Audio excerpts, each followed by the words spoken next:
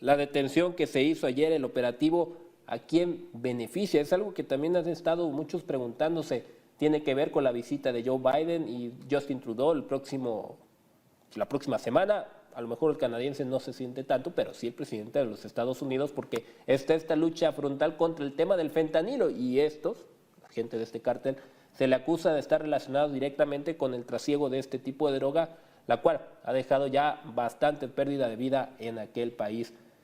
Pero ¿qué le parece si sumamos a la conversación a Jonathan Mesa, profesor del Departamento de Relaciones Internacionales y Ciencia Política de la UDRAP y experto en seguridad nacional, para hablar más al respecto? Muchas gracias, profesor. Iniciando con esto, justamente, ¿a quién le da mayores beneficios la detención? A México, porque también se da muestra de que cuando se lo proponen le pueden hacer un daño a los cárteles, pese a las consecuencias que esto deja de repente, o a los Estados Unidos, que tanto les urge hacer algo ante la situación del fentanilo.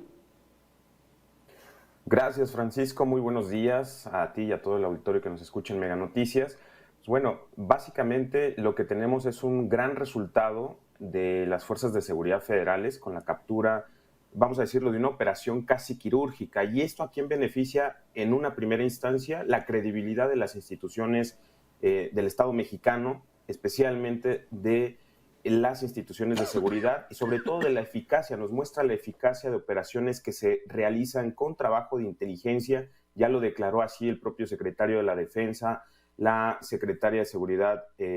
Ciudadana Federal, la secretaria Rosa Isela Rodríguez, sobre los trabajos previos con meses de antelación. Y la realidad es que más allá de la versión oficial, este tipo de operación lo que demostró fue que un pequeño grupo inicialmente de fuerzas especiales, muy probablemente, operó en la zona para hacer esta captura casi quirúrgica en las inmediaciones de Jesús María, en Sinaloa, y sobre todo también otro segundo elemento o indicativo de quién se ve beneficiado, por supuesto, el gobierno de los Estados Unidos en materia de intercambio de información con el gobierno mexicano y las agencias de seguridad y de inteligencia de ambos países. Recordemos que Ovidio Guzmán se volvió un personaje muy visible para las autoridades, no solamente mexicanas después del Culiacanazo, lamentable aquel Culiacanazo donde se le liberó, sino que también para las autoridades de Estados Unidos, sobre todo por este combate frontal que tiene Estados Unidos en materia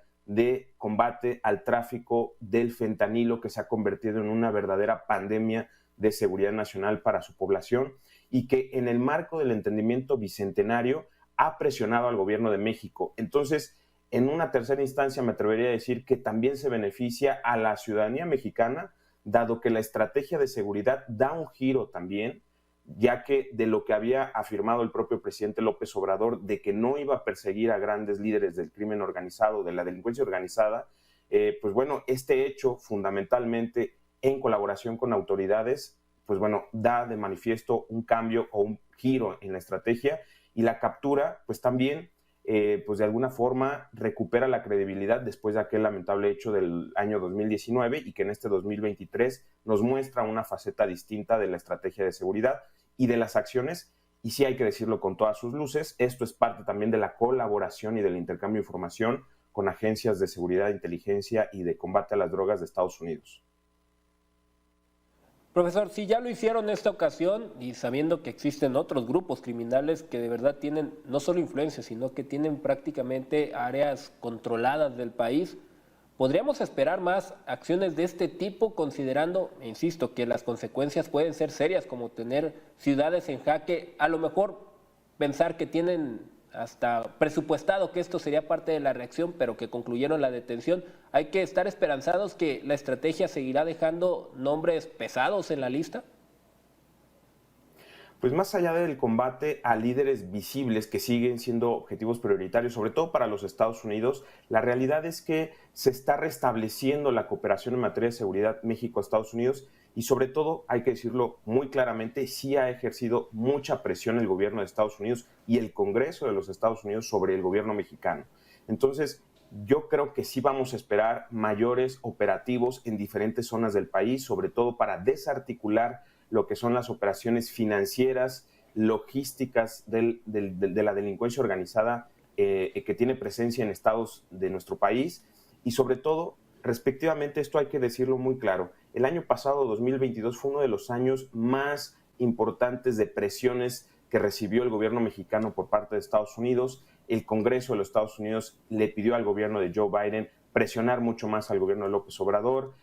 La propia agencia antidrogas y el propio presidente Joe Biden publicaron el año pasado su Estrategia Nacional de Control de Drogas, y entonces todo esto se va enmarcando en una serie de presiones inevitables para el gobierno de México, y por supuesto yo creo que en estos últimos años de esta administración federal mexicana vamos a ver mayores operativos. La realidad es que cada vez se despliegan más efectivos de fuerzas especiales en diferentes ciudades del país. Ya lo vimos en Ciudad Juárez después de los lamentables hechos del penal, y entonces creo que vamos a estar visibilizando esto. Y lamentablemente también lo que ya es algo de lo que no podemos desesperar es la reacción de las organizaciones de delincuentes en México. Estas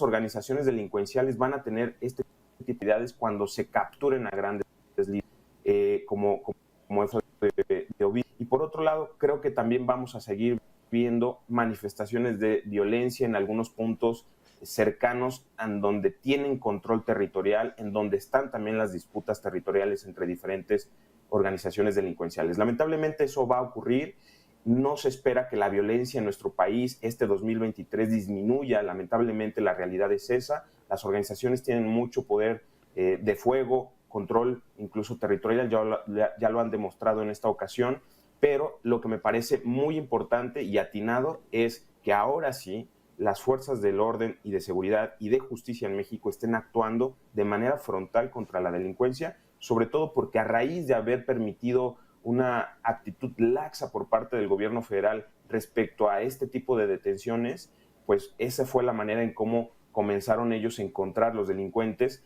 formas de presionar o de ejercer cierta extorsión a las autoridades, y esto va a ser muy importante porque es un mensaje muy claro y sobre todo un mensaje que viene respaldado de una cooperación bilateral México-Estados Unidos en materia de seguridad, ya no solo de seguridad pública, sino de ámbitos de seguridad nacional.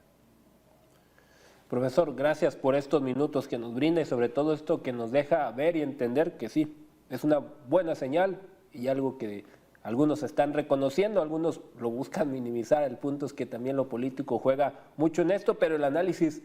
ahí queda para que la gente pueda tomar lo que perciben también. Muchísimas gracias, que tenga excelente fin de semana. Gracias, Francisco, también para ti, buen fin de semana.